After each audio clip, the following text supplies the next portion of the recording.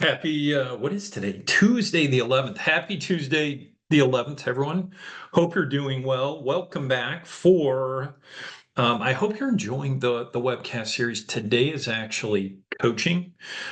So a couple of things before we dive in. First, as we always do, just to make sure we're okay, if you would go ahead and open your chat function, set it to everyone and type in Happy Tuesday, your favorite sports team, the temperature where you are, whatever it takes, just so that I know that you can hear me. What? The Yankees? Oh my goodness. Oh, yeah, Danielle, I was talking to, I've got some friends out there too. Hey, everybody. Good, good. Happy there. See, there we go. Nice. Okay, beautiful. I bet I love Nashville and I love Vegas. Cool, cool. Winnipeg. That's a first. That's a first. Awesome. Mets. Awesome, awesome. Well, again, as always, I do that just to make sure that everybody can hear me. As we go through the training today, know if you want to put stuff in mute or in mute in the chat function, one way to stay connected. By the same token, if you want to at any time come off of mute, you can certainly do that. Just please let me know who you are. Just say, hey, this is Donna, or hey, this is Joe, just so we know who's talking. The other thing I want to make sure I understand that Doug forwarded you the coaching section, and that's what we're going to hit today. And what I'm going to do, if you don't mind, is I'm going to kind of dive right into it. It's a big section. I want to make sure we spend some time on it. Can you do me a Y just to make sure that you got the coaching section? Just give me a Y in the chat function. There it is. Nice. Okay. Okay. So we are off to the races talking about coaching. And so what we want to do in this section today, just so you know, the front end is kind of defining coaching from a leader's standpoint. Then we'll talk about what I call feedback. Got a feedback model I'm going to share with you. And then I want to finish with a little bit of a tougher model. Okay. Those are the big three things that I want to hit. And I'm going to dive right into it. I'm trusting your page. Is it 3-1 or it might be 4-1? What's the first page you've got? Can somebody just help me with that? Make sure we're good. Just one. Good, good. Okay, so page one starts with boom, boom, boom. Starts with the objectives. So you see those on page one, objectives and topics. I want to start, Thrashers fan. Oh my goodness gracious. I want to start with this. We're going to talk about coaching, but when you think about your folks, your team, folks that report to you, just please throw this in the chat if you don't mind. What's the hardest thing for you about providing feedback, about providing coaching? If you just throw that in the chat, I just want to start with that. Give you a couple of minutes. Love to get your take. Hardest thing about providing feedback, coaching. Okay, good. Dealing with defensiveness. Yeah, people get their arms up, don't they, Danielle? Good answer. Good answer. Are they receptive? Are they going to take it for what it's worth? Good answer, Donna. Anybody else? McKinney. And I'm so sorry, what is your first name? A. McKinney. I always forget this. Anthony. Anthony. I was going to call you Amber, sorry, Anthony. Not hurting feelings. We want to, sometimes I feel like when I provide coaching, I'm stepping on eggshells for the next day just to make sure everybody's okay. Good. Anybody else? Anybody else? Toughest thing about providing feedback or having those tough conversations? Anything else? I need two more, and I promise to leave you alone. What else you got? Toughest thing about coaching? No. Wow. Okay. Areas of improvement, looking for things for them to improve at. Good answer, Jared. Good stuff. Yeah, acknowledgement they are listening. Nothing worse than getting the they're not present kind of look. Yeah. I think one other looked at as a peer rather than, ooh, good answer, Danielle. Should I even really listen to Danielle because Danielle's a peer, not my boss? Kind of perception. Totally fair. I think the only other thing I would add is sometimes it just takes some time, right, to actually do it. But I think it's a huge thing. I think it's a really important section. I'm going to ask you to do this for me. It's not in your book yet, but we'll come back to it. On this, on my slides, I've got a coaching quiz somewhere on a piece of paper on the backside of the workbook somewhere. I'm going to ask you to do this. Can you write the numbers 1 through 7? Write the numbers 1 through 7. Okay. And then once you do unloading, yeah. Unloading, do not dump. Good answer, Donna. 1 through 7 on a piece of paper somewhere. And then next to that, I'm going to ask you to take the quiz that's on my PowerPoint. And the way to look at it is this: coaching is telling team members what to do, yes or no. Coaching is saying that something being learned is easy, yes or no. I'm just going to give you like 3 minutes to take that. I'm feeling 3. I'm going to go quiet and then we'll come back and talk about it. Okay. Thanks, everybody.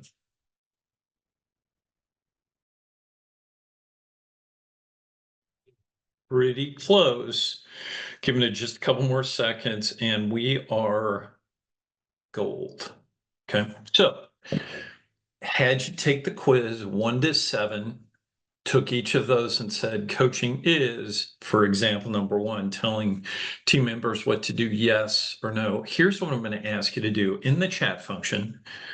Could you type in the numbers of the statements that you said were yes? So for example, if you said hypothetically 1, 3, 5, and 7, you gave a yes to, you would just type in the numbers, boom, 4 to 7. Ooh, there we go.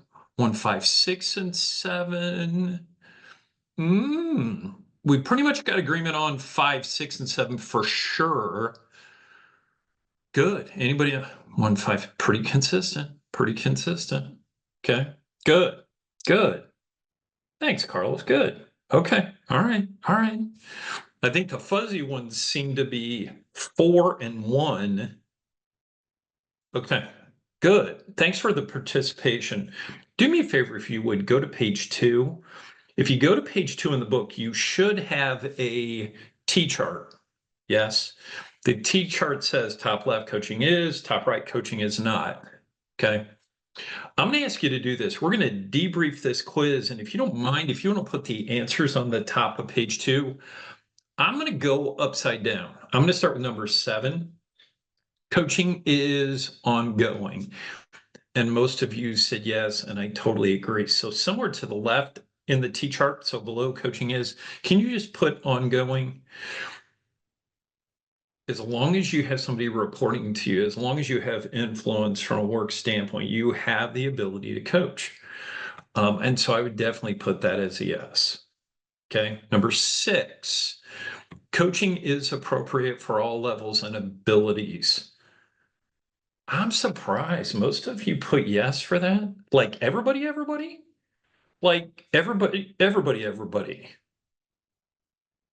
I kidding. Totally agree. Let's put to the left entire career under coaching is. Teaching this class and I had somebody walk up to me on a break and said, I've been doing the same job 41 years. And the last time I talked to my boss, he said, you know what? I've taught you everything. I've given you all the feedback I can. You're good. You're going to retire soon anyway, which I thought was rather harsh. And she said to me, I'm never done learning. I'm never done learning. I know the job, but I want to get better at tech, for example. Okay. So 7 is yes, 6 is yes, 5, coaching is asking questions. That's a definite yes. Definite yes. I feel like if I'm not asking questions, otherwise, I'm not getting a two-way conversation. So let's put to the left of the T-chart. Yeah, coaching is asking questions. Number 4, we're kind of split there. Coaching is providing all the answers. That's a definite maybe. Let me ask you this. If you have, can you just give me a Y or an N for this one? If you have a new hire, should you be providing a lot of the answers?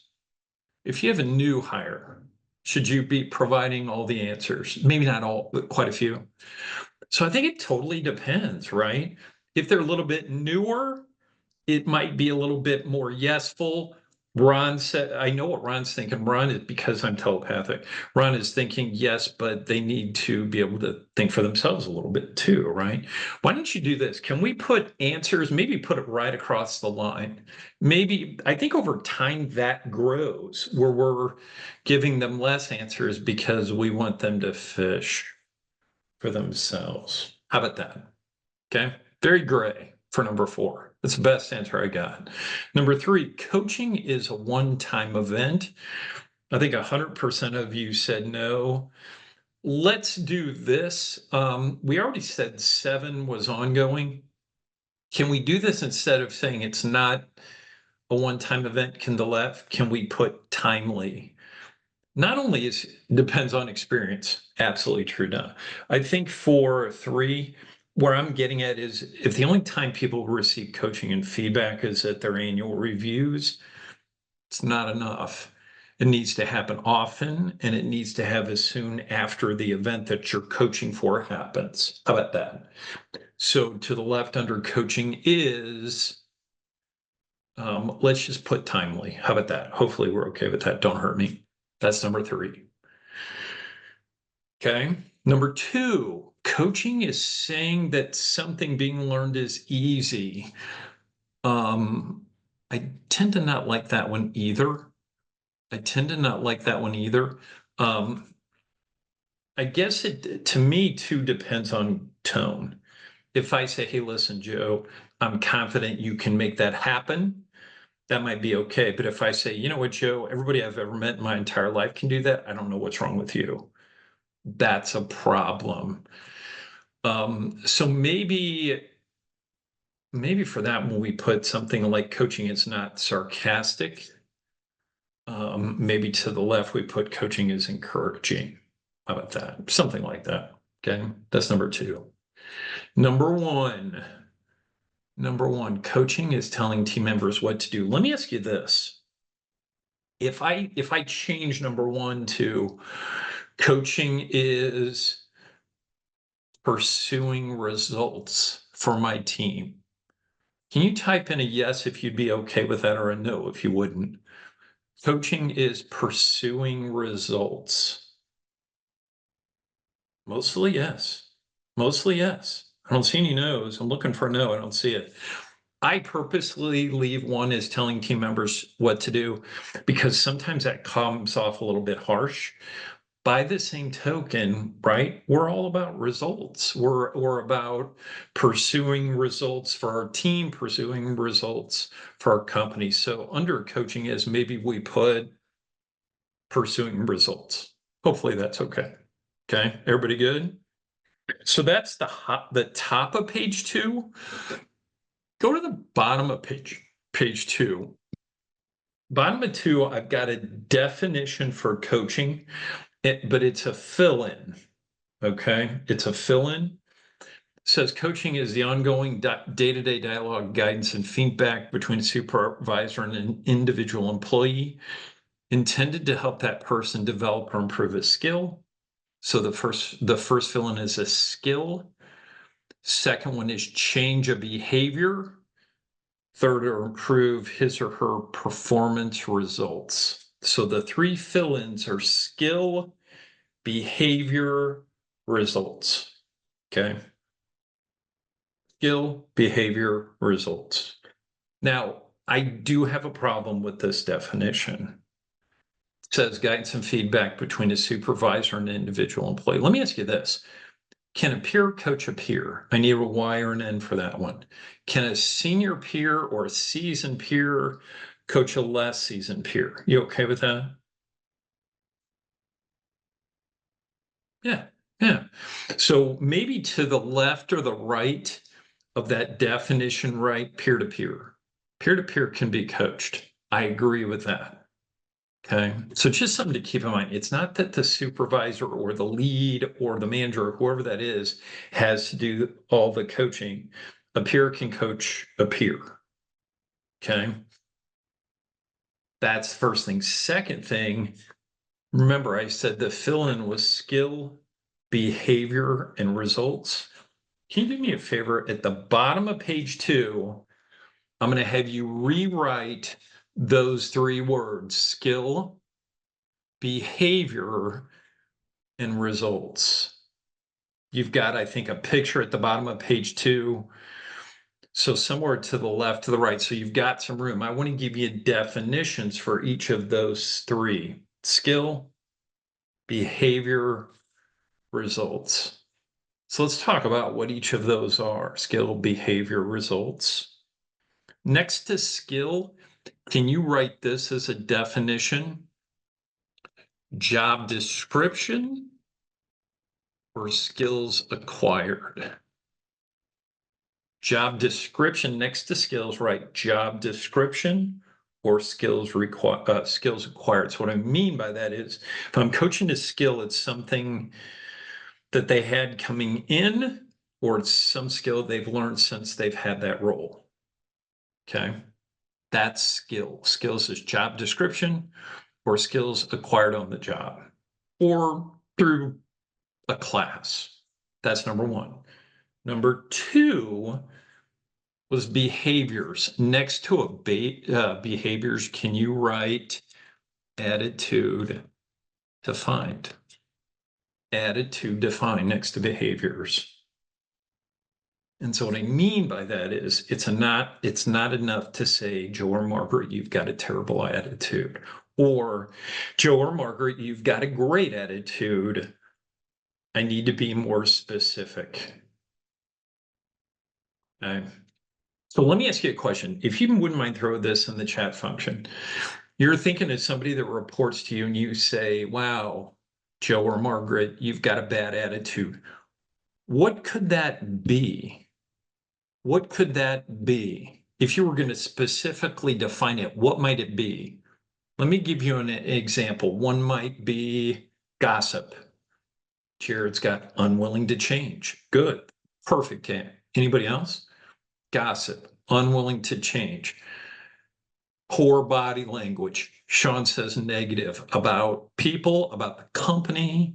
Anybody else? Unhappy in the role. Good answer. The famed eye roll Doug gives us. So I'm saying here, what the behavior is, we need to define it. Overreacting is a great answer. Good. Okay, so skills, job description, or something they've learned since. Behaviors added to defined. And then results is numbers, percentage improvement. So examples: improving someone's customer service score or their percentage of success. Number of cars sold in a quarter. Anything that you can measure, a measurable, or proof by testimonials from others, if that makes sense. Okay. So results is the measurable. Skills, job description, or anything else they picked up. Behavior is added to defined, and then results is measurable. Okay. Question for you. I'm going to ask you to do this. Put a circle around the one of those 3 that you seem to be coaching to the most. So, Scott, I'm coaching mostly to skills right now. Scott, I'm coaching mostly. Daniel's ahead of me. I'm mostly coaching to behaviors. I'm coaching mostly to results. And once you do that, put that in the chat function. I see 2 results and a skills so far.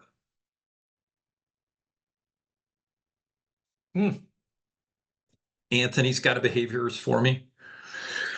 It looks like I'm about 40-40.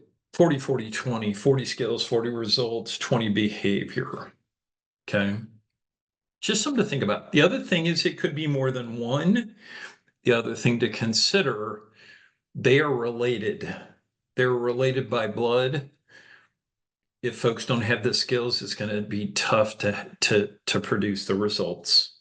Correct? Is that fair? If they don't have the skills long enough, it can affect their behavior. Right? Okay. So that's first piece coaching as we define it, skills, behaviors, results. Go to page 3. Go to page 3. On page 3, you've got, it says at the top, types of coaching targets. Let me navigate you to this page. There's a line, a vertical line in the middle, and to the left, it says red targets. Everybody see that? Put a circle around red targets. Okay. And then I'm going to ask you to go straight down on the left-hand side, and you've got a box. I'm going to ask you to write down 3 things in that box right below red targets. 3 things. Stop, change, immediately. Those 3 things. Stop, change, immediately. When I'm doing red coaching, that's when I tell somebody I need them to stop, I need them to change, I need to do the 12th yesterday. I need them to change right now. Okay. So red coaching, you're just working straight down the left side, stop, change right now. Okay. That's red coaching. Go to the right on page 3. See where it says green targets? Go straight down. You've got a box. In that box, this is the green box, right? Great job. Keep doing that. Stuff like that.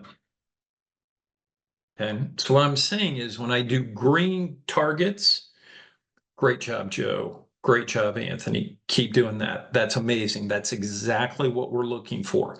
Your behavior of your willingness to jump in and help others is so helpful. Red, left side, stop, change right now. Okay. Everybody good? Hopefully you're good. So here's my next question. As you think about the coaching you're doing for your folks right now, are you doing more redful coaching? Or are you doing more greenful coaching? If you would throw that in the chat function. Oh, they're with me. Good, good, good. Are you more greenful or are you more redful? Roberta says both. Okay. 50-50. Okay, good, good. Couple of things about this. The reason I bring that up is I was working a corporate job and my boss sat me down and he said, "You're doing a lot of red coaching. All you're doing is catching people to do things they shouldn't be doing." And I said, "All they're doing are things they shouldn't be doing." And he looked at me and he said, "What we're looking for," and I'm going to ask you, I actually put this at the bottom of page 3. It's a big takeaway. Be balanced. Be balanced, right? Hey, Joe, here's a couple of things I think you're doing really, really well. Green stuff. Hey, Joe, there's no such thing as perfection. A couple of things to do differently next time. Red stuff. The goal is to try to be balanced, if at all possible. Okay. Can somebody come off mute and help me? What's the risk of being too red? What's the word? If all I ever am is just too red, what's the risk? You're gonna lose motivation. This is Gerard, I'm sorry. Hey, Gerard. You're gonna demotivate the individual. Yep. Yep. You're going to demotivate them. They're going to get upset. They may be angry just to spite you, or they'll turn you off. Thanks, Gerard. Somebody come off mute? Can you be too greenful? Is that possible?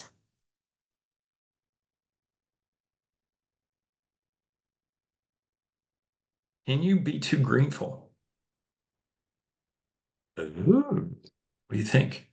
Yeah, probably. This is Brittany. Hey, Yeah, Brittany. you can, especially if you don't like to deal with conflict. Exactly. I had a boss named his boss happened to be named John, and he was the nicest person I ever met. And all he did is say, "Great job, great job." No, that's good. No, you're awesome. No, that's awesome. Good. You keep doing that. Until we got to the annual review. And then come annual review time, he said, "Hey, I've got to ding you for X. Hey, I've got to ding you for Y." At which point people would say, "Well, when did this happen?" And John would say 6 months ago. And we would say, "Well, if you'd have told me 6 months ago, I would have fixed it." I just really believe we'll talk about this more in conflict. People deserve to know the truth. They need to know where they are, but they need to know it as soon as possible so they can fix it, if that makes any sense whatsoever. Okay, everybody good? All right, let's keep moving. Go to page 4. Ooh, you've got something like this, page 4. Really, really like page 4. At the top of this page, it says coaching continuum. This is the entire history of coaching. The entire history is not the word, the entire encyclopedia of coaching. Now I sound really old. So let me walk you through this.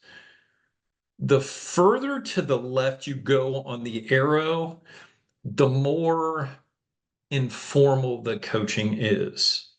And you see it says curbside feedback.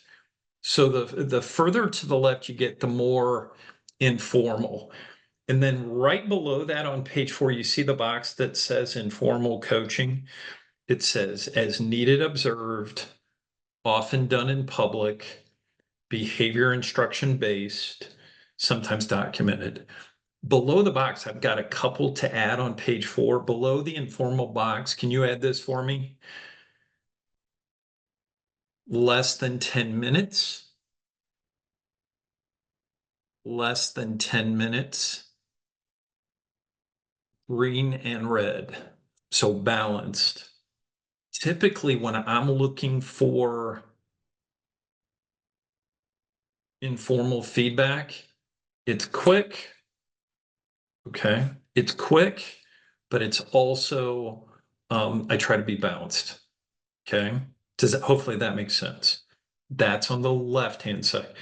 As I move across that arrow, it becomes more formal, and you see formal ongoing, you see performance appraisal, and you even see, well, you see formal ongoing.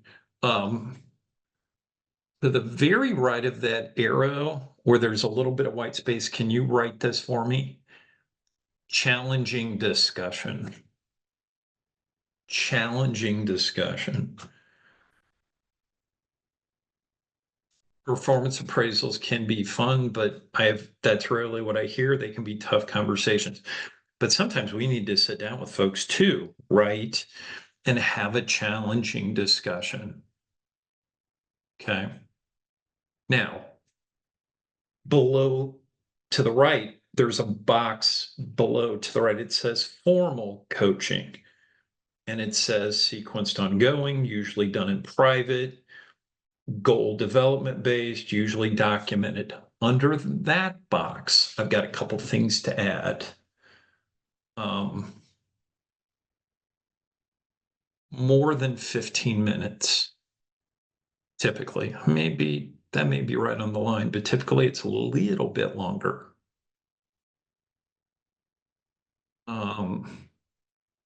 Office or conference room. It says on there usually done in private. I'm just kind of doubling down on that. Okay. More than 15 minutes. Done in private, conference room, office. What else? Make some note. Typically, I'm going to let HR and my boss at least aware that I'm doing this.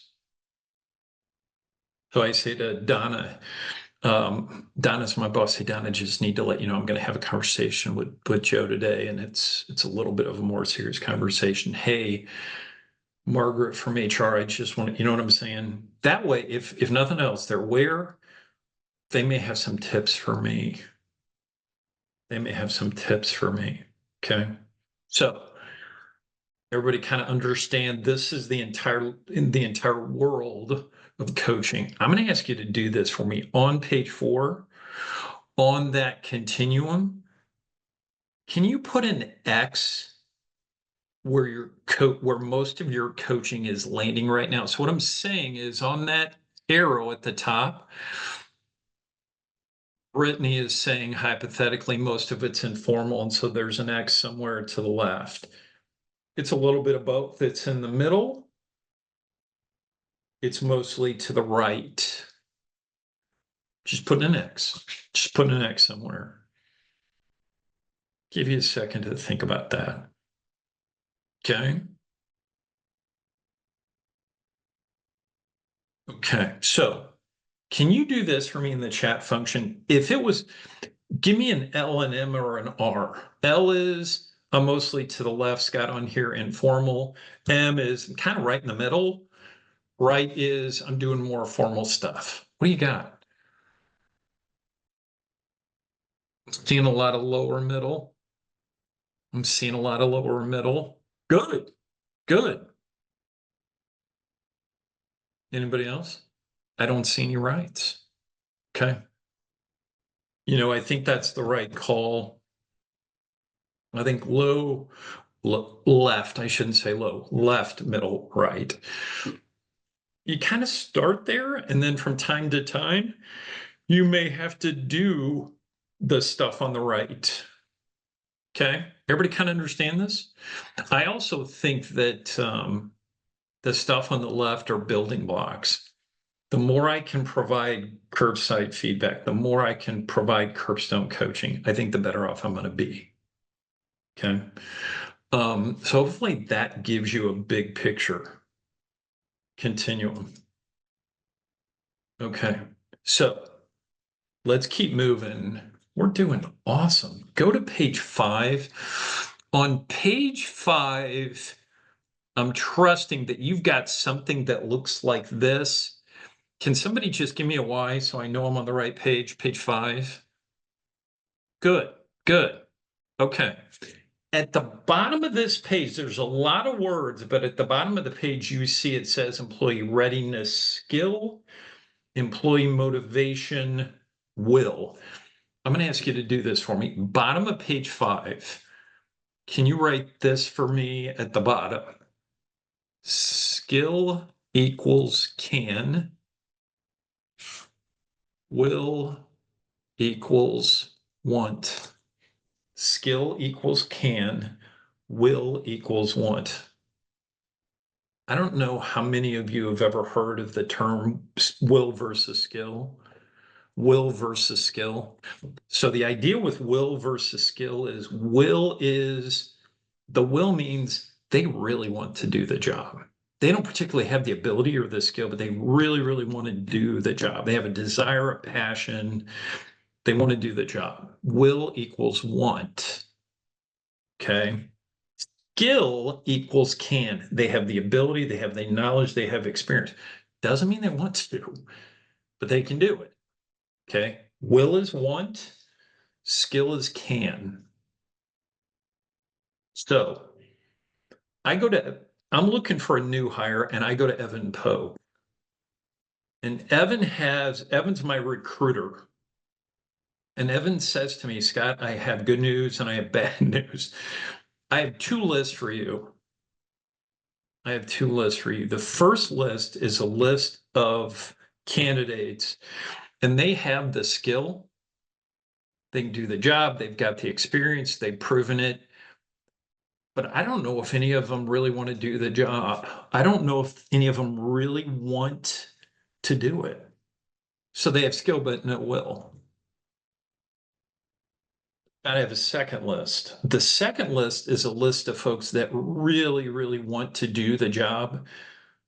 I have no proof that they can do it. So I have a list of will but no skill. I have a list of skill but no will. I don't have anybody that has both. Look, here's my question to all of you. You're talking to Evan.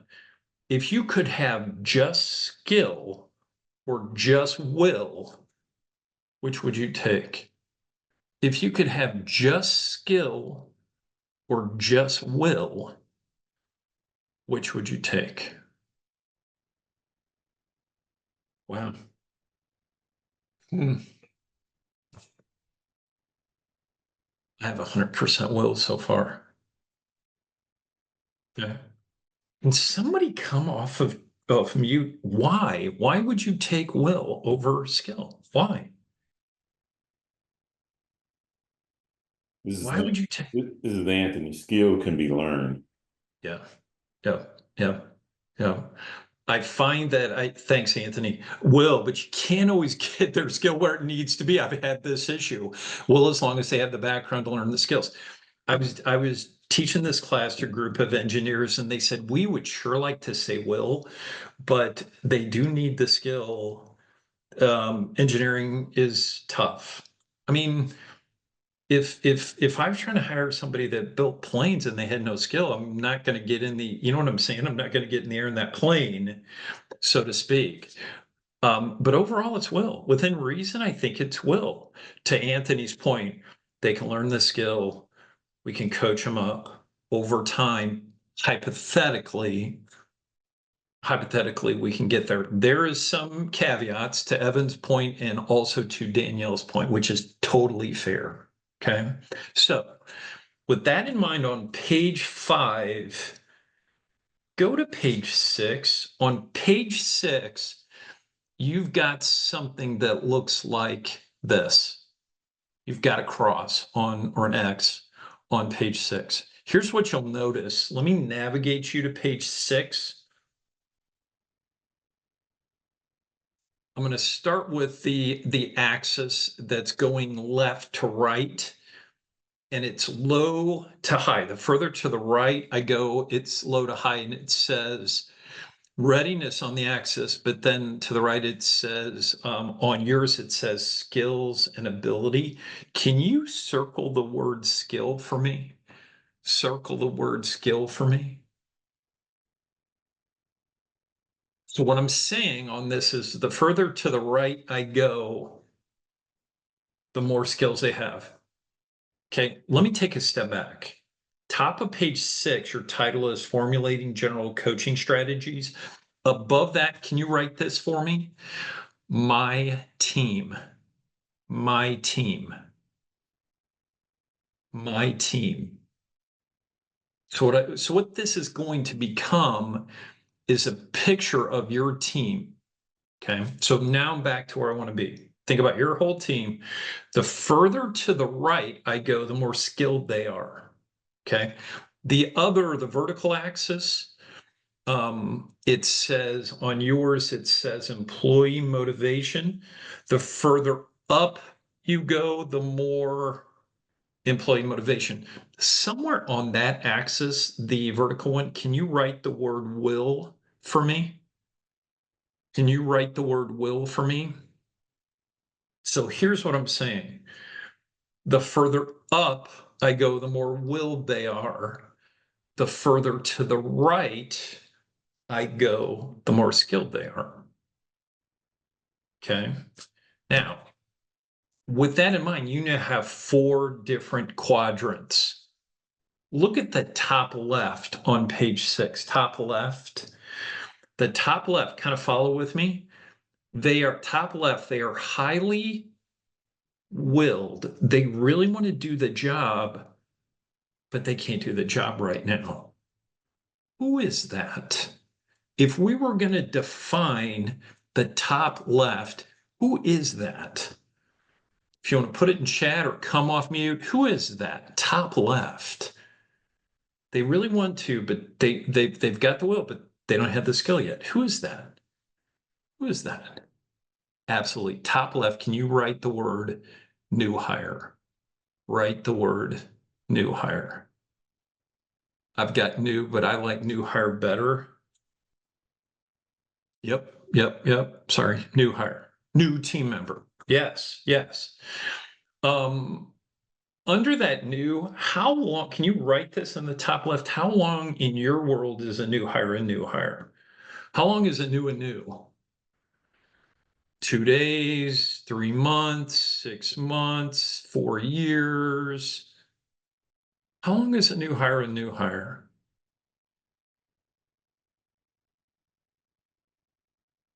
If you put that under new, but if you wouldn't mind throwing in chat too, or come off mute, how long is a new hire? Okay, okay. 1 year, 3 months, 6 months, 6 months to a year, 90 days. Got it. That makes sense. Okay. Everybody good so far? 3 months. You pick. No right or wrong answer. It kind of depends on your world. So top left is a new hire. Top right, they have the skill to do it and they have the will. They have the will and the skill. They want to and they can. Who is that? They want to and they can. Okay, good answer. Top right, can you write this for me? Rock stars. I'm just going to keep it simple. Let's call it rock stars. Top right is a rock star. Top right is a rock star. How do I know I have a rock star? What does a rock star look like, sound like, feel like, act like, look like, take? How do I know I've got a rock star? What are some characteristics? What would you say?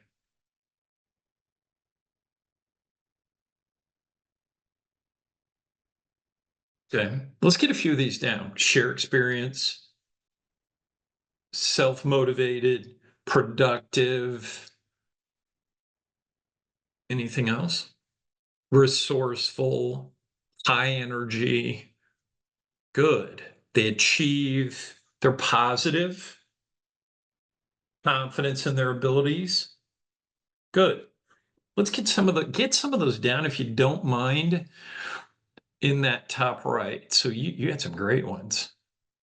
Share experience, take initiative, productive, motivated, resourceful, high energy, they achieve. Good stuff. Wide breadth of understanding, confidence.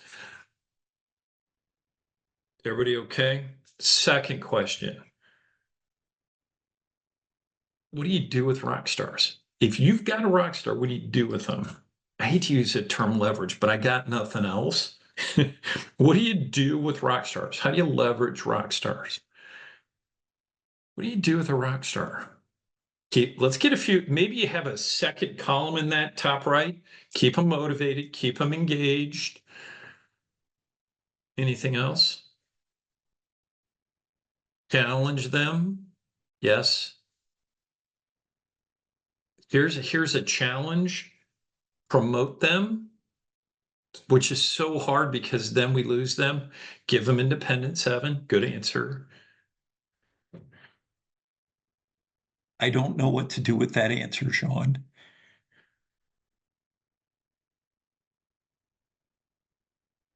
I'm just going to go with it. One other thing. I don't know if you realize this. Rock stars hang with rock stars. So I ask rock stars who else they know that rock star like them. That could be new hires. Something to think about. Yeah, good stuff. Everybody okay? Top right. Bottom left. They can't and they won't. Bottom left is they understand what motivates them. That goes top right. What rock star? Ask them what motivates them. It's a great answer, done. Bottom left. They don't have the skill and they don't care. What do you do with them? Well, let me take a step back. What do you call that group? They can't and they don't want to. What do you call the bottom left? Who's that? Disengaged. Yep, that's a good answer. Tired. Yeah. I'm going to go. Oh, hang on a minute. I didn't want to do that, but that's okay. Bottom left, it went backwards for me. Bottom left, we're going to deal in the bottom left first. If they can't and they won't, I'm gonna use the term non-performer. So let's just deal with the top left, and then I'll promise I'll get to the top right, or sorry, deal with the bottom left, and then we'll go to the bottom right. So bottom left is non-performers. What do you do with non-performers? What do you do with non-performers? Performance improvement plan is a great option. What are they willing to do? Interesting. It's an interesting thought. Yeah. Anybody else? What do you do with a non-performer? Commit and move quickly. I like that. Let me give you 4-step. Find their strengths and weaknesses. Thoughts, just some thoughts. Step 1 is to train if you haven't already. Step 2 is to coach if you haven't already. Step 3 is to document, which every HR person will say, please, please, please. And step 4, for them to be successful elsewhere. Now, I put it as number 4 because I'm going to try to train first. I'm going to try to coach. I'm going to document so everybody's fully aware. But at some point, I may need to free them. Right? Why? Why might I need to free them? You know what? Let me take a step back. I get it, Scott, but I don't want to free them. I don't like conflict. I would rather stick a needle in my eye, and I don't want to do that. What's the risk of keeping the non-performers long term? What's the risk? What's the risk?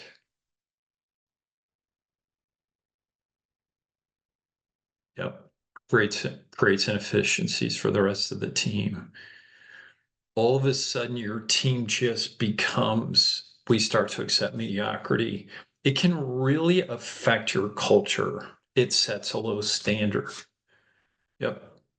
Totally agree. Doubles your workload too. All of a sudden, Danielle brings up a really good point, because the person's there and they're getting paid, and everybody else realizes, right, that it's a problem. Low morale, workload is no longer balanced for team, waste of energy. Yep. Okay. So that's bottom left. Look at the bottom right. The bottom right is, let me walk you through this one. The bottom right. So look, it opened up for me, and that's fine. So this group, bottom right, they have the skill, but they just don't want to do it. They're not feeling it right now. They can, but they won't. And I'm defining them as bothered, burnt, bored, disgruntled. I could call them BBDs or BBBDs. They can, but they won't. Okay. What do you do with this group? What do you do with they can, but they won't? What do you do with that group? Any ideas? They're burnt, they're tired, they've had enough. What do you do?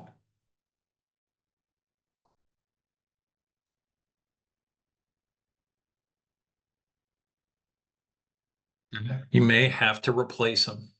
Yes. You may have to free them. The 4 steps do work. Yeah, that is true. The only thing I would add to the right for sure is encourage time off, or see if they have interest in another. Maybe they have truly been doing the same thing too long. Change up the role if possible. Maybe they truly are so bored or so burnout that if they get a fresh start, they'll keep going. I'm not saying that's magic, but it's at least worth a try, right? Yeah. So we have 4 quadrants. I do have one to add, where the cross meets in the middle. Can you just put a big circle around the middle?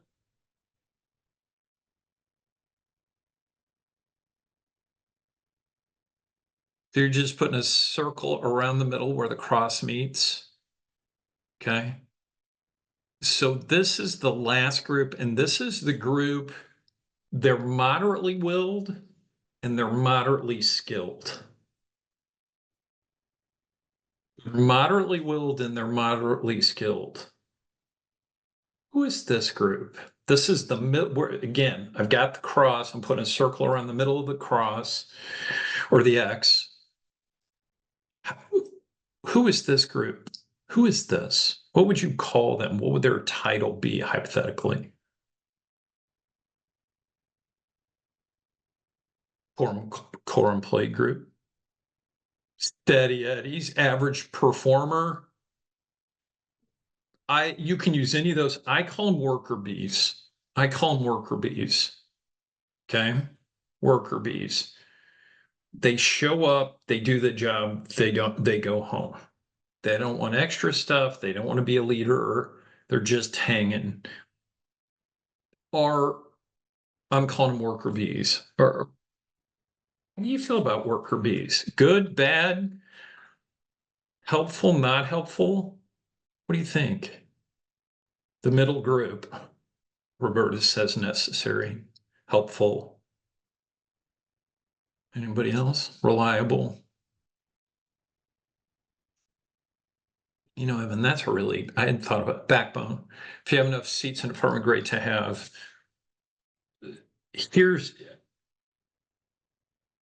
I think they're helpful. They're dependable. Okay. What do you do with worker bees? If you have worker bee 2, what do you do with them? What do you do with, we kind of talked about what we do with rock stars and non-performers and BBBDs.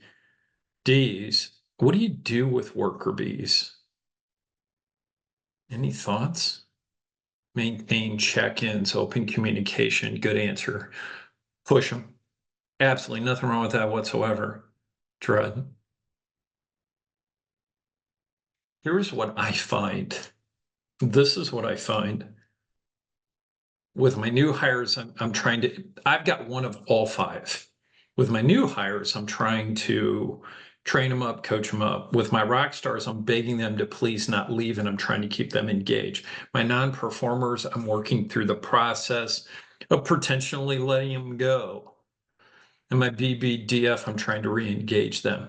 And I never have time for my worker bees. If nothing else, thank them. Anthony said utilize them as informal leaders on some level. Yeah, try to coach them try to coach them that way. They may not go, but they may. Okay.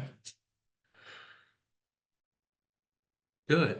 Does it make sense? Hopefully that's helpful. Hopefully that's helpful. Well, anybody have any questions about that grid, that page 6?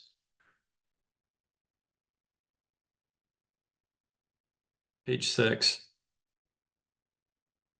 I'm going to ask you to do one more thing on page 6. I'm just going to give you a couple of minutes to do this. One of the things I really like about page 6 is thinking about where my team fits. So what you can do is you can actually grid your folks. So what I'm saying is, let's suppose I have Jim Smith and Jim's a new hire, I may put JS in the top left quadrant somewhere. Amanda Park is my rock star, and so I put AP top right. I have a non-performer, and it's Mark Dunlap, so I put MD down in the bottom left. Does that make sense? And you can vary where you put them in the quadrant depending on how close they might be to another quadrant. So I'm going to ask you to do this. If you have 3 folks Can you just take a minute and grid them with initials? And if you have less than that, then you just go 2 or 1. But I'm going to give you a couple minutes to grid folks. And then I promise we'll come back. I'm going to go quiet for a minute. Thanks, everybody. You're gridding your folks. Danielle, that's a really good question. Danielle's question was, how do you recommend coaching someone who thinks they're motivated, skilled, but just aren't? I think so. I think blatant honesty. I think, being as factual as possible, I think really, really goes a long way. Giving them specific examples, if you can. That's a great question. Yeah, you betcha. You betcha. I'll give you all just a couple more minutes.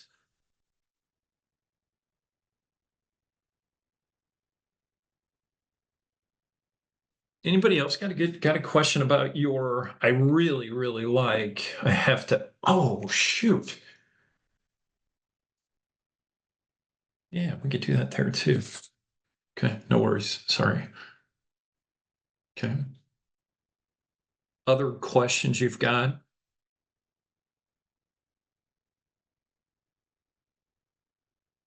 Okay. So that's page 6.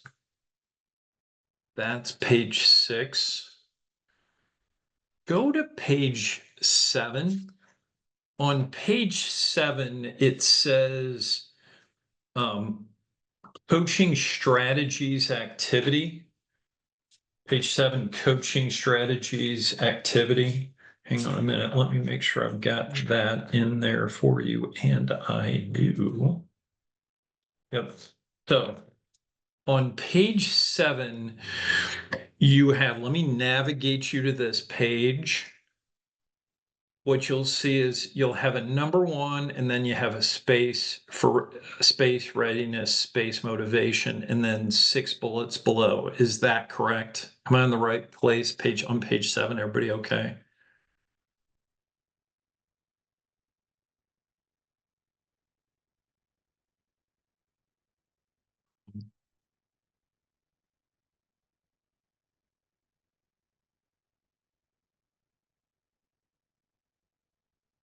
Lucia? I didn't lose it, did I?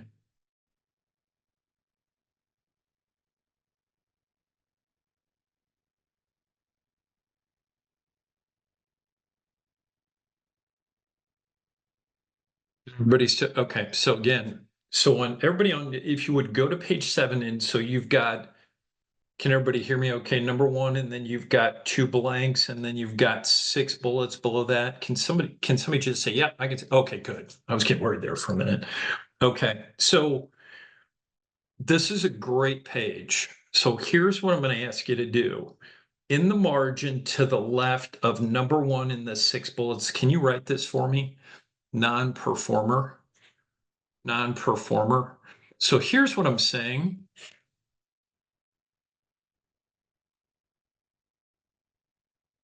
Those 6 bullets below number 1 are ideas for coaching a non-performer. Okay. So to the left of number 1 in the 6 bullets, just write non-performer. Those are some ideas for coaching a non-performer. Okay. Then you go down and you get to number 2 and a couple of blanks, and then you've got 7 bullets. To the left of the number 2, I'm going to have you write new hire, new hire, new hire. So the 7 bullets below number 2 are ideas for coaching a new hire.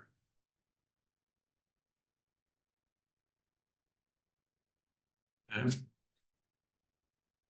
To the left of number 3, and then below that, you've got 5 bullets. Right.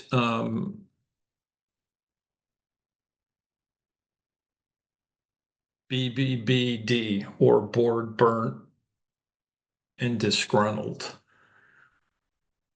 Bothered, burnt, bored, disgruntled. Okay.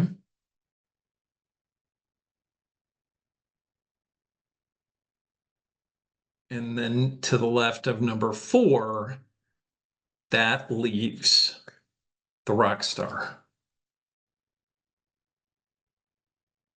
Okay. So again, 3-7 to the left of number 1 in the bullet says non-performer. To the left of number 2 and the bullet says new hire. To the left of number 3 is bored, burnt, and frustrated. To the left of number 4 is the rock star. Okay.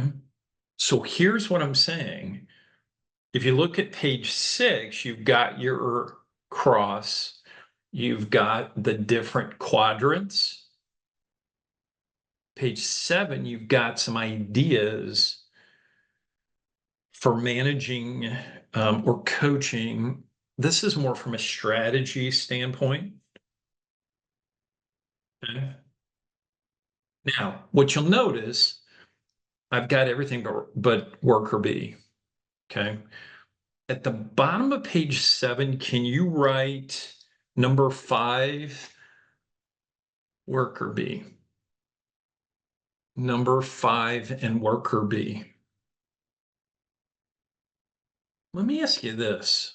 I don't have anything on this page for worker B, but what strategies might you have?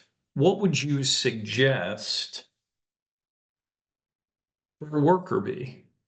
What do you think would be a good idea? What would be some, and you can throw them in chat or come off mute, coaching strategies for worker B.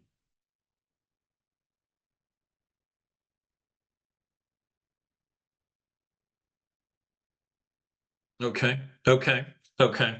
Let's get a few of these down on the bottom of page 7. Keep them busy, load them up. It's a good answer. Encourage them. Potentially an incentive plan. Thanks. Good. Anybody else? I think, Gerard, I think you said something to the effect of push them, challenge them occasionally, minimize the disruption, get obstacles out of the way. That's a great answer, Sean.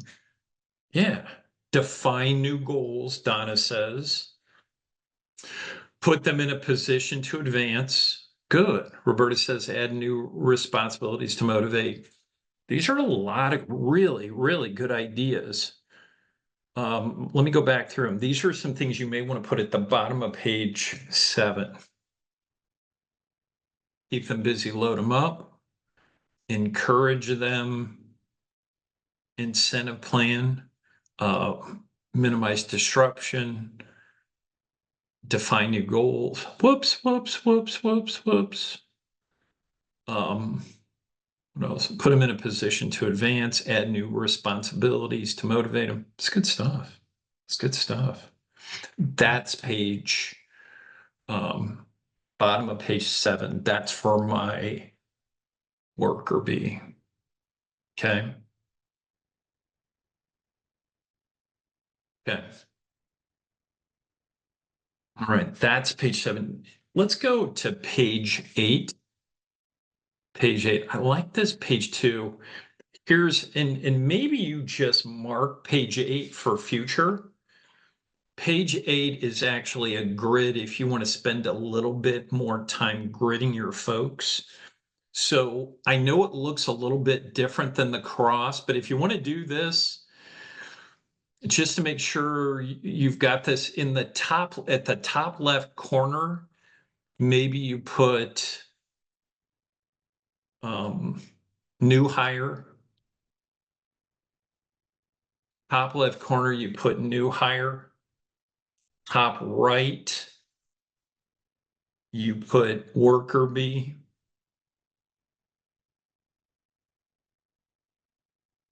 Bottom left, I put non-performer.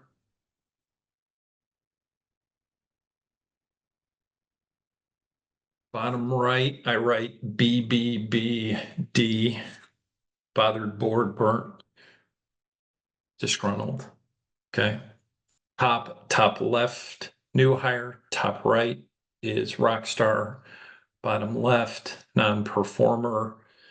Bottom right is my BBBD. And then at the middle, that's my worker B.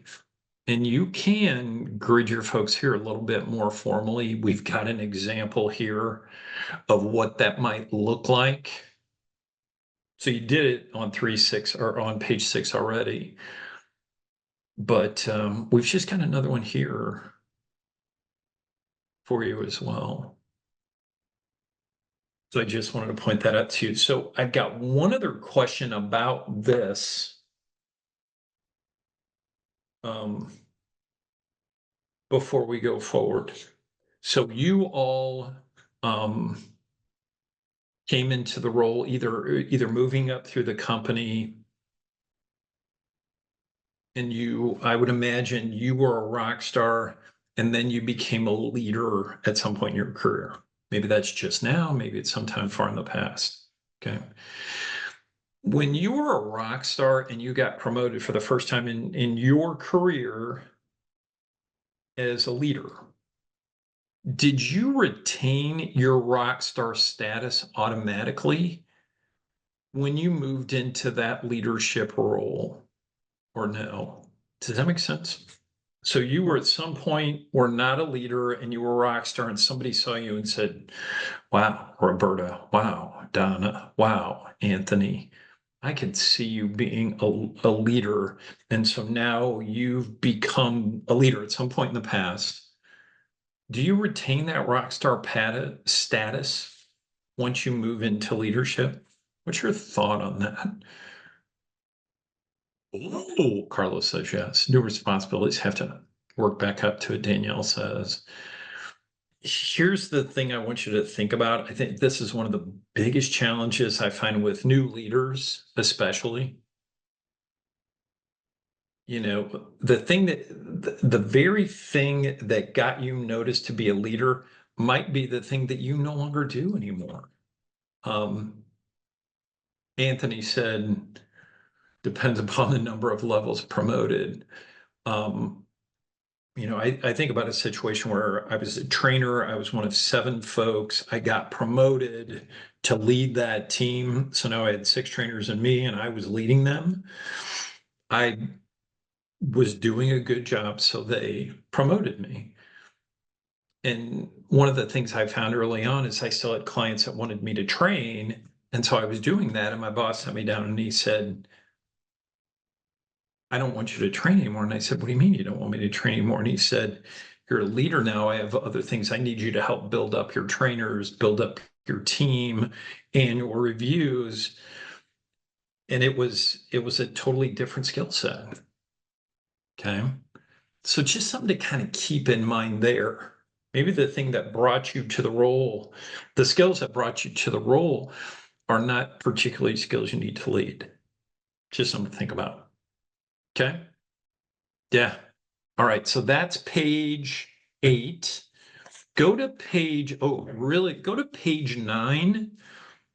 On page 9, it says at the top, identifying coaching opportunities. Above that on page 9, can you write this for me across the top? Before I coach. Can you write that for me across the top of page 9? Before I coach. Before I coach. And I'm going to walk down page 9. So you're getting ready to coach someone. Let me walk you through the steps to consider before you coach. Step 1, what's your coaching target, skill, behavior, results? Is it red or green? Step 1. Step 2, how did I find out? Who told me? Work samples. Okay. Step 3, does Joe or Margaret understand the expectations? Are the expectations clear? Step 4, what's their current level of competency? Do they know? Have they been trained? Okay. Step 5, how committed, motivated will that person be to the coaching? And step 6, what are the benefits to the coaching? Okay. I really like this page. Again, this is, you're going to provide some coaching to Joe or to Margaret. This is a nice step-by-step process. What was the target? Is it red or green? Skill behavior results. How did I find out about it? Do they know expectations? Are they trained up? How motivated? Benefits to doing this. It's a nice process to think about. Okay. That's page 9. Hey, go to page 10 if you don't mind. Page 10 is the exact same thing as page 9. It's the exact same thing as page 9.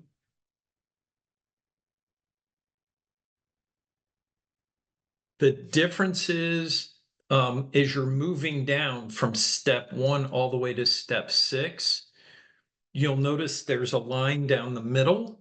And so if I go, as I'm going through each one, if they're red, I'm going to put a check to the left, but if they're green, I'm going to put a check to the right. So what I'm literally doing is I'm getting ready to coach someone, where are we at? Are they more red? Are they green? How did I find out they're in a red situation? They're in a green.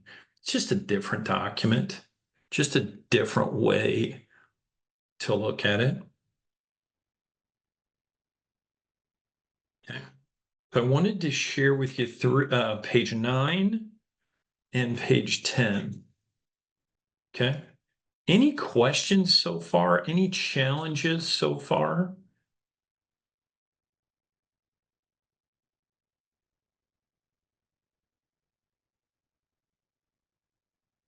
Okay. Doug, anything I'm missing so far? I think you're covering it. One of the things, and I'm working on something that'll be hopefully be helpful to all the managers, and they'll see it here in another few days, either later this week or early next, is just some ideas also when you have to have those difficult discussions and ideas on how to document performance and how Yes. to note those things, both positive and negative. It talks about balance, but just why it's important. A lot of times when you get to the person that's a non-performer, you don't want the first time that they know there's an issue to be when you're going to sit down and issue a PIP. You want to be documenting that as you go so that when you get to that point, it makes things a lot clearer and a lot easier to follow. So That's awesome. That is awesome. So I'm going to do this. I'm going to go a little out of order. I apologize. Can you go for me to, if you look at page 13 and page 14, on page 13 and 14, you should have something that says the sorrow model. And then page 14, you've actually got a blank page that says, sorrow coaching worksheet. And then you've got spaces that says statement, observation, results, request, outcome. Does everybody see that on page 14? Everybody good with that? Give me a yes, just so I know I'm okay. Boom. Okay. So I'm going to start. I know I'm a little out of order, but I'm going to start with page 14. This is the more formal coaching model. So this is the more severe. We're having a little bit more of a tough conversation. I'm going to ask you to do this for me. Top of page 14, it says sorrow coaching worksheet. Right above that, right above the title, I'm going to ask you to write this for me. Lateness. Write the word lateness. So we're above the line, we're above sorrow coaching worksheet. Write the word lateness. I'm going to give you a lateness example. This is a little bit more of a serious conversation. Okay. So at the very top of page 14, above sorrow coaching worksheet, write lateness. Okay. And then to the right, I'm still above the line. I need you to write down these 4 things, top right. Thank you. Important conversation. Answered questions. two-way conversation. So in the very top right above the line, I'm going to ask you to write down those 4 things. Thank you, important conversation, answer questions, two-way conversation. So this is a formal coaching. We'll get to the feedback in a minute. This is a little bit more of a formal. I'm going to sit down with them. I might be in office. I might be somewhere quiet. And I'm going to talk to Joe or Margaret about lateness. You put in the top right, thank you, important conversation, answer questions, two-way conversation. Here's what this may sound like. I'm having a lateness conversation with Joe. Joe, thanks so much for taking the time to meet with me today. Need to have an important conversation with you. As I do that, I want to make sure that I answer any questions that you have. And I want to make sure it's a two-way conversation. I always start that way. Why? What's the benefit of starting that way with a formal coaching situation? What's the benefit? What's the benefit? Any benefit of doing that?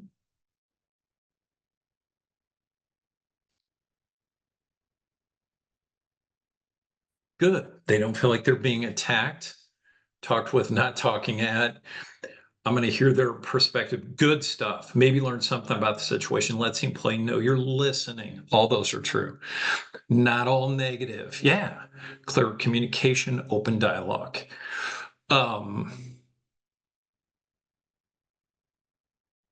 Here's what I know. Today, the Blues open, the St. Louis Blues open. They play at 3:30. All you've got to do is in one of these conversations, I'm having this really severe conversation with Joe about lateness, and he brings up the Blues. And all of a sudden, I'm talking about the Blues and what are they going to do? And that's not what we want to do here. I'm not saying we want to be severe, but we want to be to the point. And that's another reason I really like starting with thank you, important conversation, all those sorts of things. Okay.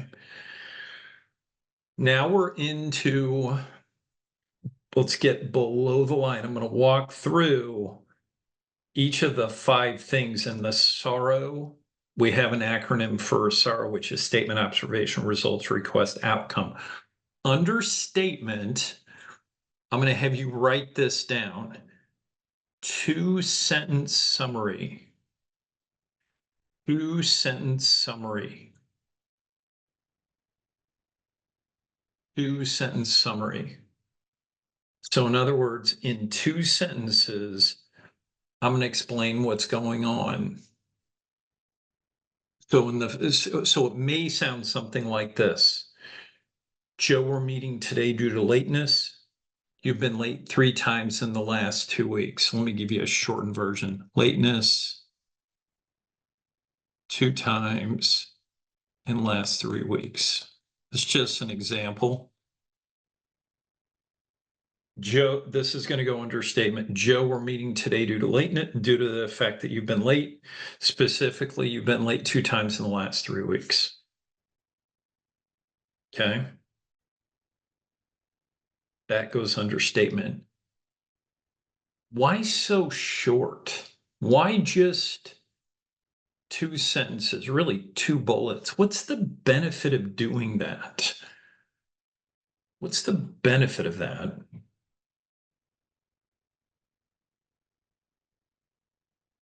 Clear and to the point. Yep. I want it to be concise. I want it to be so clear that when Joe walks out of the meeting and runs into HR and HR says, what's going on? Joe says, man, I've been late 3 times the last 2 weeks. I need to fix that. Not emotional. That's a good one too, Donna. Hey, listen, Joe, you've been late 3 times in the last 2 weeks. Okay. So that goes under statement. Under observation, I'm going to have you write this, the backstory. the backstory. The backstory. And that goes under observation. So what I mean by backstory is that is the data to prove what's happened. So think of it this way. I go to Joe and I say, you've been late 3 times in the last 2 weeks. All right, meaning due to lateness, you've been late 3 times in the last 2 weeks. Joe's going to say one of 2 things. He's either going to say, you know what, you're right. I'm trying to get things nailed down with my kids for school. We've had a car problem. Or he's going to say, I think you're delusional. I haven't been late. That's when the backstory comes in. You've got emails, you've pulled time cards, you've got proof. So the backstory is your proof. The observation, the backstory is this overcomes you when they say, yeah, but these are the facts and they are irrefutable. You may not need it, but you certainly want to have it. Okay. So that's the observation. Observation is the backstory. It's your proof. Okay. Next comes results. Under results, I'm going to have you write in these 4 things: them, team, company, client. I'm going to have you write down those 4 things under results: them, team, NOVVIA group, client. Them, team, company. So here's what I'm saying. Let me start from the top. Joe, thanks so much for taking the time to meet with me. I want to have an important conversation with you. As we do that, I want to answer any questions that you've got, and I want to make sure it's a two-way conversation. Joe, we're meeting today due to the fact that you've been late. Specifically, you've been late 3 times in the last 2 weeks. He agrees. I don't have to do anything with my backstory. Results. Joe, you're probably wondering why this matters. This is how it affects you, them. This is how it affects our team. This is how it affects the NOVVIA group. This is how it affects our clients. But just pick one. I don't want to make them weep, so I just pick one. So if it's lateness, who is it most likely affecting?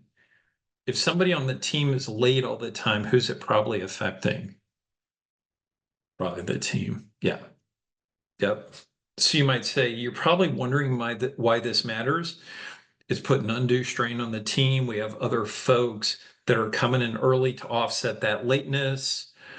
We're missing our deadlines.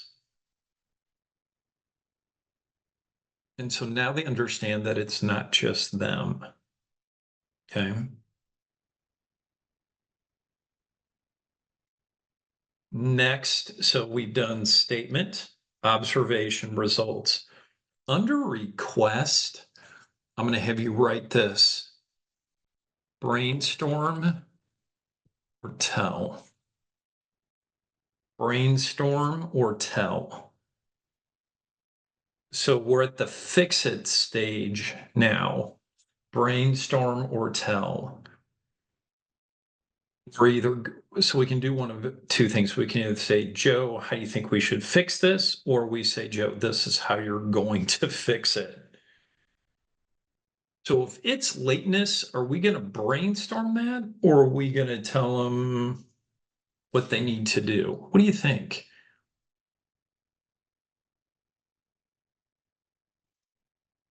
Are we going to brainstorm what Joe should do, or are we going to tell Joe what to do?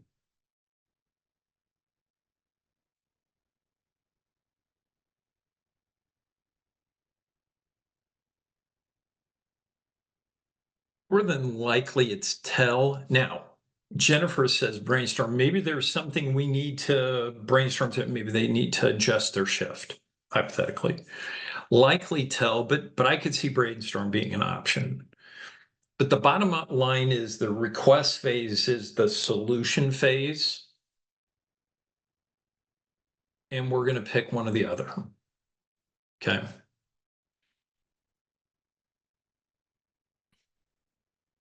And then outcome is the last one. And outcome, very simply, what I'm going to have you put on outcome, let's meet in a week and talk about how things are going. Let's meet in a week and talk about how things are going. Maybe you put these two things actually. Let's put, I'm confident you can get it done. Let's meet in a week and talk about how things are going. Let's go with that a little bit better. Outcome is make it happen. I'm comfortable you can do this. Let's meet in a week and talk about how things are going.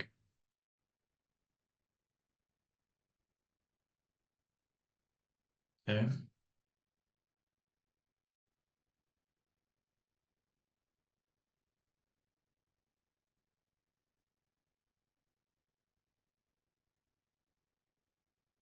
Questions about what, let me take a step back. What am I missing in this template? What else do we need on this? Again, this is for a little bit more of a formal coaching scenario.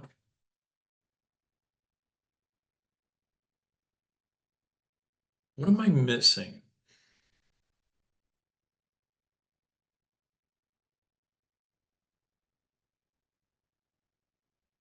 Okay, good. Let's put, that's a great point, Sean. At the bottom of page 14, can you put this? Documentation. We're going to document. I think it would be a really good idea to let both HR and your boss know how it went. It's a great point. Great point. Good. Anything else? Let me add this. Somewhere on that page, maybe to the right of results, remember we said results, them, team. Ooh, before we go any further, Roberta has a great one too at the bottom of page 14, consequence. And so what I mean by that, what I'm assuming, Roberta, what you mean by that is, here's what happens if this doesn't change. Is it okay to do that? Is it okay to give them the consequences of them not fixing the problem? I mean, I think at least, and that's where it gets a little bit interesting, where I said too soon. I think it's kind of how you deliver it. Hey, listen, if maybe we don't want to say, hey, if you don't fix this, I'm going to fire you, but maybe it's, hey, listen, if you don't fix this, this is going to continue to be something we're going to have to talk about. Or we may need to take, maybe we say we may need to take further steps, something like that. Yeah, that's a good point. I think it's okay for people to know what's coming. We just don't particularly need to go to DEFCON 1, so to speak, if that's fair. Okay, hope that helps. So you added below, good stuff. Added documentation, added consequences. I'm going to add one other thing somewhere on that page, maybe to the right of results. Sometimes we get people talking, and sometimes people are just right into it, and sometimes people look at you with the death stare. I'd like to get them talking. So I'm going to add a couple of questions that can be helpful. So I get to results. You might be wondering why this matters, and you give them that, and you get nothing. A couple of questions to add to try to get them talking might be, what am I missing here? So maybe you jot that somewhere on page 14. How can I help? How can I help? And then the thing to keep in mind, if you ask one of those questions, is to wait. It's so easy. It's so easy to get uncomfortable with the silence. Okay. What am I missing here? How can I help? Okay. Couple things I want to just kind of hang with here, just a couple more minutes. How long should this conversation take? How long should it take? Start to finish. 2 hours over lunch with a break. How long should this take? Danielle says 30.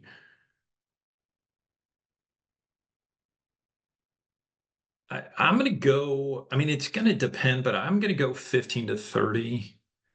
And it could go less. I think one of the biggest challenges with a conversation like this is you find yourself saying, it needs to be an hour and it doesn't need to be an hour, right? There are tears. They're upset. They get emotional. They get really upset during this kind of a conversation. What do you do? Ooh, yeah, I think a formal review, like an annual review, is going to take, yeah, absolutely, Danielle. Yep, absolutely. This is just more of the one-off for this thing. It's a great point. There are tears. What do you do?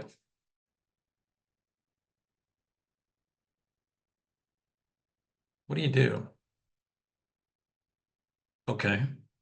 So maybe somewhere on page 14, you write tears, and then ideas, listen to them, give them space. You might need to take a beat and say, obviously this is a lot. Let's take a break. We'll come back to it. The only thing with that is maybe you leave them there and you go, because if you ask them to go, now everybody knows they're upset, right? Tissues aren't awful. Anything else? Okay. Okay. Just be empathetic, hear them, give them time. What if they're not in tears? They're angry.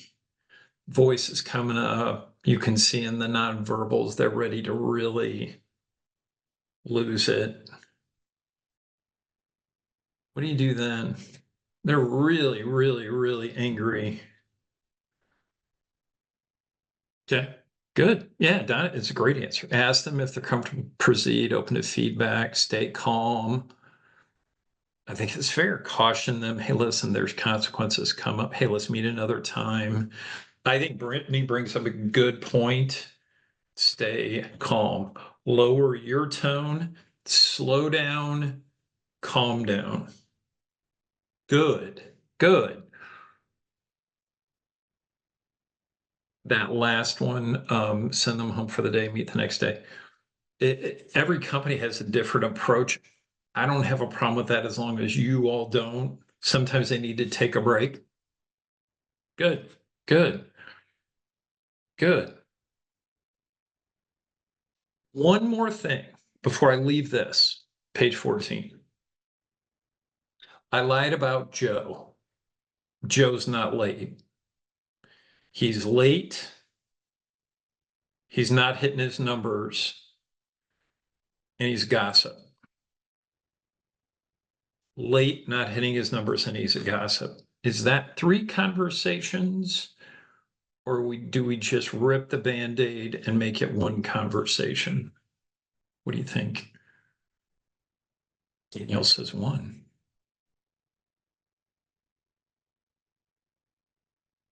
Okay, yes, I tend to agree. I tend to rip up to 3. I'm not making this up. I was doing a live class. Gentleman walked in and he said, I'm so glad we're doing this. I have 10 different conversations I need to have with this person. And I thought, why have you not had any of these, conversations? And we tried to bubble it to 3. I think if you try to do 3 separate conversations, at some point they think it's over anyway. So I think you just kind of handle it and move on, if that's fair. Okay. Okay. I think, any questions about that? Any questions about that?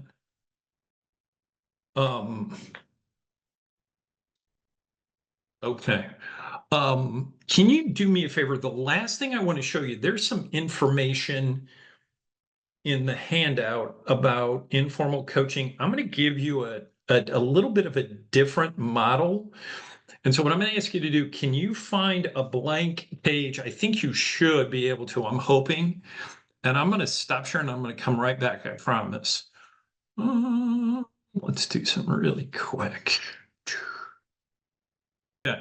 So I'm going to ask you to do me a favor. Can everybody see my curbstone coaching? Can everybody see this here? Can somebody else? Perfect. I'm going to ask you to do this for me. And I'm all about simplicity. So somewhere where you have an entire blank page, I'm going to have you do this. Can you draw 5 boxes, and inside the boxes put these 5, put what's written in each box left to right. Team member went well. Team member do differently. Coach went well. Coach do differently. And then vision 4, success. Give you a couple minutes to do that. Put it on a blank page, left to right. Maybe you put it across the top. And I'm going to walk you through this.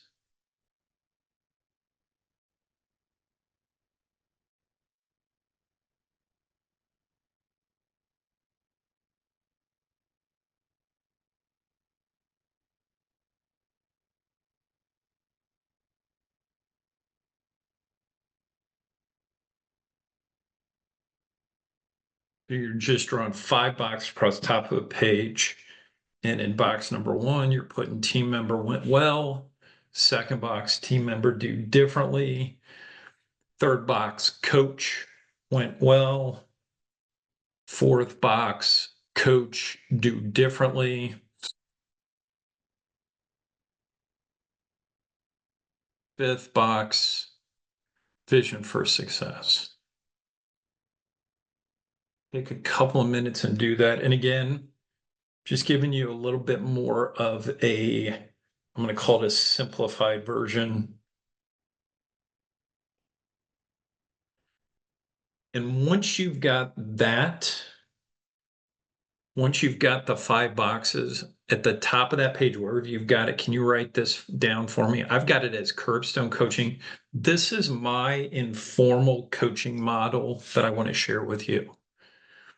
This is an informal coaching model. Give you a couple more minutes, make sure you're good. Sorry for the drawing class, but I think you'll find it useful.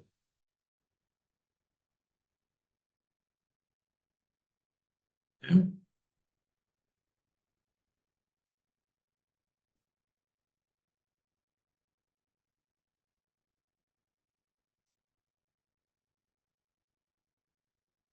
Give you one more minute and then I promise we'll go and I'll walk you through this model. Left to right, 5 boxes, and then you put informal coaching at the top. Okay. All right, let me walk you through this. The SARO model that I just showed you before, that was for more formal conversations. This is informal. This is something you can do every day. It takes a very little bit of time. This is just informal coaching that you give to someone. Okay. Somewhere on that page below where you put the 4 box or the 5 boxes, when could I use this? Somebody just completed a task. Somebody just completed a project. Somebody just finished the first 60 days as an employee. Okay.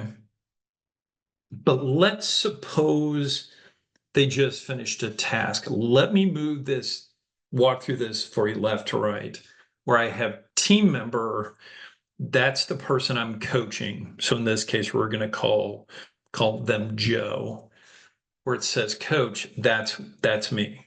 Okay, so Joe just finished a task.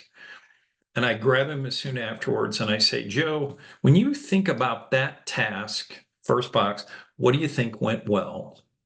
And Joe's going to say, I thought this went well, and this went well, and this went well, and this went well. Great. Joe, when you think about that task, anything you would change, anything you would do differently for next time? And Joe would say, I would do this, I would do this, I would do this, I would do this. And all I'm doing is listening and taking notes. Okay. Joe's done. Joe's giving me Joe's perception of what he did well, what was green. And he's giving me his perception of what he didn't go well, his red. Now it's my turn. Joe, when I think about that task, here's a couple of things that I thought went well. I thought this went well, this went well, this went well. That's my green. Joe, there's no such thing as perfection. A couple things to keep in mind for next time. I would consider this, this. That's the red. And then I finish with, between now and the next task, let's just keep this in mind. And that's it. That's the feedback, informal coaching. Okay. What's the benefit of having the person being coached? What's the benefit of having Joe go first before I give any feedback? Any benefit to that? What do you like about that? Any benefit?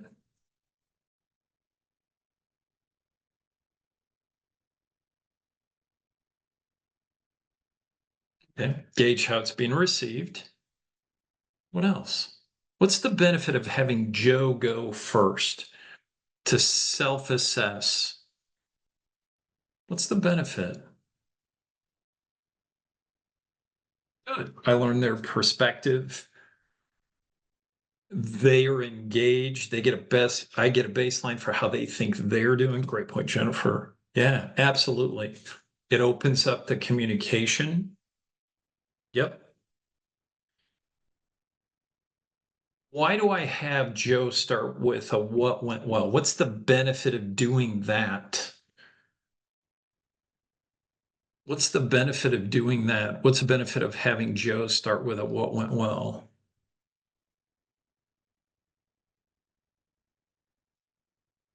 Absolutely.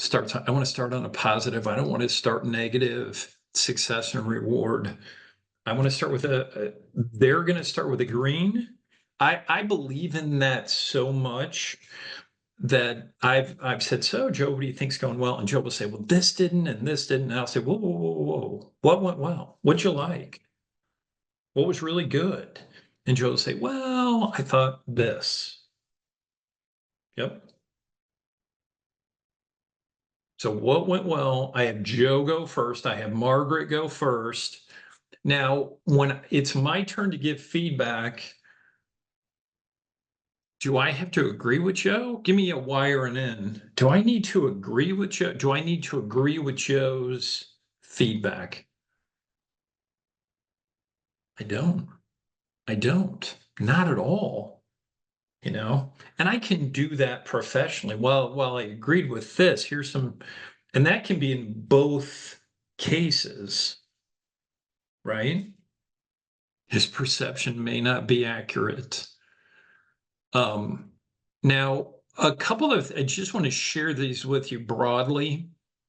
Sometimes what happens is when I ask Joe or Margaret what went well, I can't get much input from them. So I may ask a few more questions. In this case, what do you think specifically went well in the appointment? As you're summarizing your findings, what went well? When you finished that task, what was the best part?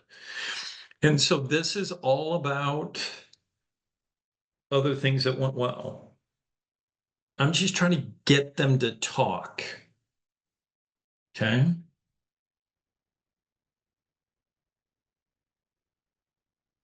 But the one I really like, sometimes I find that when I say, what would you change?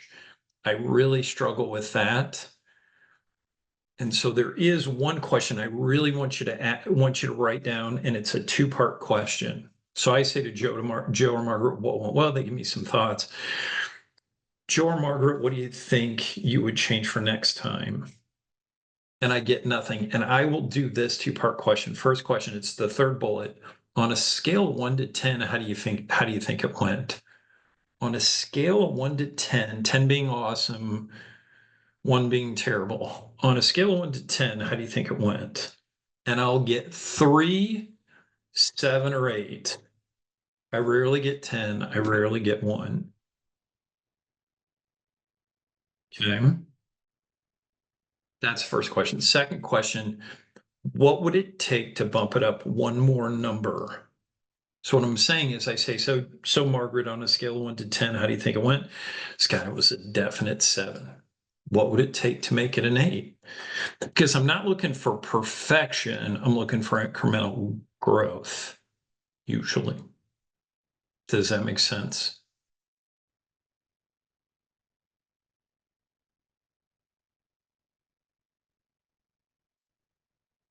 Okay. Now, let me ask you this. What would you do? Let me go back to the model. Back to the model. I say to Joe, what do you think went well? I say, Joe, what would you change? Joe, I say to Joe, on a scale of 1 to 10, how do you think it went? And he thinks it's a 2. And I think it's a 10. He thinks it was terrible, and I think it was really, really good. What do I do? What do I do when it's my turn to give feedback? If somebody doesn't mind coming off mute, what do you think? What would you do? They think it went badly and you think it went super, super well. What would you do? They think it was too full and you think it was a 9 or a 10. What would you do? Ask questions. I think so too. I would say, tell me more about that. Why do you think that way? And I'm just trying to get more information. And then I say, you know what, Margaret, I actually thought it went really well. Now I'm not worried about the number anymore. I really thought it went well. And here's why. Boom, boom, boom. No such thing as perfection. A couple things to keep in mind, right? But let's flip it. I say, what would you change? And Margaret says, nothing. I'm a legend. It was a 9 or a 10. And you think it was no better than a 3. They're delusional. They think they're awesome. And you think it was a 3. How would you handle that? Can somebody come off mute and give me that? How would you handle that?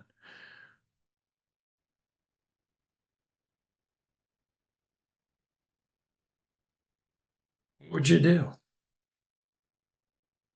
I would probably provide examples of some of the issues that you feel that they probably weren't that great in. And kind of explain or have them kind of explain or walk you through their way of thinking. I agree. I mean, I still might, very similar to the previous, I still might ask some questions. Tell me more about that. What do you think went well specifically? And then when it's my turn, say, there were a couple things that went well, boom, boom. A couple things to really keep in mind, specifically. This. Yeah. One other thing with the curbstone coaching, with the feedback, this feedback model, this informal coaching model, somewhere on this page, can you write this? Once I'm done doing this coaching, it's documentation time. I send an email to Joe or Margaret summarizing. So I'll send an email saying, Joe, again, thanks so much for taking the time to meet. Couple things that went well, bullet, bullet, bullet. Couple things to keep in mind for next time, bullet, bullet. I send that email to Joe and I CC myself. Why would I do that? Why would I CC myself? Why would I CC me? Absolutely. For record, I've got a folder on my laptop of every person that reports to me, and I throw that email into that folder so that I keep track of informal coaching. Remember before we talked about the formal? I put those in there too, because at some point I'm going to have to do an annual review, and I can't remember what I had for dinner last night. So when it's time to give them more broad feedback, I've got documentation that I'm tracking. Does that make sense? Hope that's helpful. Okay. Wow, we are at 2:58. I hope that was helpful. Hope you enjoyed that. A lot of great stuff about coaching. I want to be conscious of your time. So again, we talked about coaching high level. This is the informal. And then the sorrow is for the more formal coaching. Hope you enjoyed it. Look forward to seeing you next week, talking to you next week. Next week, I believe we're going to talk about recognition and motivation. And so we'll spend some time talking about that. I will go back through both the models again at the top of the hour that next time as well. But with that, I'm going to go ahead and let you go. Thanks so much, everybody. Hope you enjoyed it. Have a great rest of your week.